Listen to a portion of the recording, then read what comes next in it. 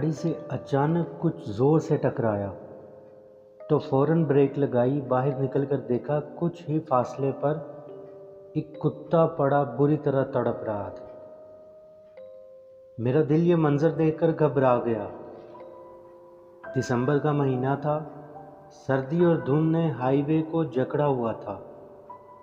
मजबूरी का सफ़र बहुत महंगा पड़ने वाला था।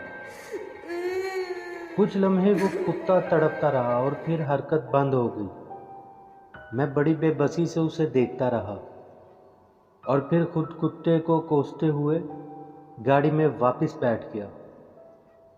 सफ़र 4 घंटे का बाकी था। शहर से दूर निकला तो इक्का दुक्का गाड़ियां भी नजर आनी बंद हो चुकी थी। एक वहशत ने पूरे हाईवे को घेर रखा था। मुश्किल से कुछ सफ़र ही किया होगा कि फिर दोबारा गाड़ी से ज़ोर से कुछ टकराया। अब की बार मैं परेशान हो गया था।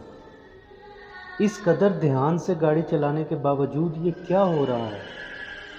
गाड़ी रोककर दोबारा बाहर निकलकर देखा तो कुछ भी नहीं था।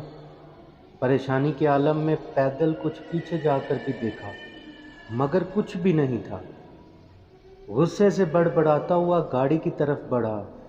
अचानक पांव तले ज़मीन निकल गई। एक औरत गोद में बच्चा उठाए गाड़ी के पास खड़ी थी। ये इस वक्त शहर से दूर इस हाईवे पर क्या कर रही है।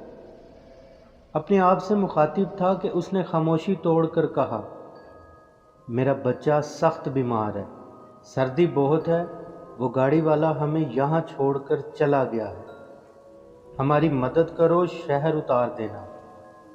उस औरत के लफ्ज़ों में इतनी इल्तिजा थी कि मैं इनकार ना कर सका। गाड़ी फिर हाईवे पर जा रही थी। वो औरत बच्चे को लिए पिछली सीट पर बैठी बाहर खिड़की की तरफ देखी जा रही थी। कुछ देर खामोशी से सफ़र गुजरता गया। आखिर वो औरत बोली, आपकी नेकी को याद रखूंगी। मैंने मुस्कुराकर कहा, एक मुसलमान और इंसान होने के नाते मेरा फ़र्ज़ था कि मैं आपकी मदद करता। उस औरत ने कहा, काश ये बात उसने भी सोची होती। मैंने फ़ौरन पूछा, किसने? मगर उसने कोई जवाब ना दिया। मैं फिर खामोश हो गया। अचानक वो बोली, बस बस गाड़ी यहीं रोक दो।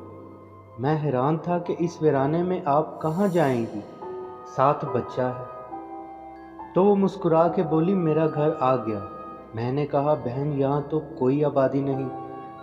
तो उसने एक तरफ इशारा करके कहा, वो है मेरा घर। मैं रोक भी नहीं सकता था।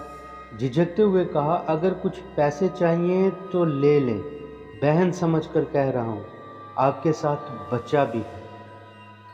वो इंतहाई शुक्रिया के साथ मुखातिब हुई, भाई ये आपका बड़ापन है, वरना इसी जगह मुझे और मेरे बच्चे को मार के बेदर्दी से फेंक दिया गया था। मैं तब से हर रात इसी तरह सफ़र करती हूँ और जो भी मुझे इस्तेमाल करने की कोशिश करता है उसे मार देती। मैं खौफ और डर की मिली जुली कैफियत में था। लेकिन आपको कुछ नहीं कहूँगी, उसने मेरी सवालिया आंखों पर जवाब दिया। ये कहकर वो अंधेरे की तरफ चली गई। कुछ वक्त बाद अपने आप को कंट्रोल करके दोबारा हाईवे पर जा रहा था। कब शहर आया, कब घर पहुंचा, कुछ याद नहीं।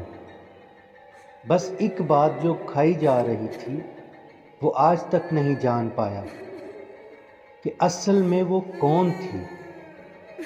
हमेशा सफ़र पर जाते हुए दूसरों का ख्याल रखिए, जाने कौन मजबूर हो। अपना ख्याल रखिए। सब्सक्राइब और लाइक करना मत भूलिए। मिलते हैं ऐसे ही वाक़ये के साथ अगली वीडियो में। अल्लाह हाफ़िज़।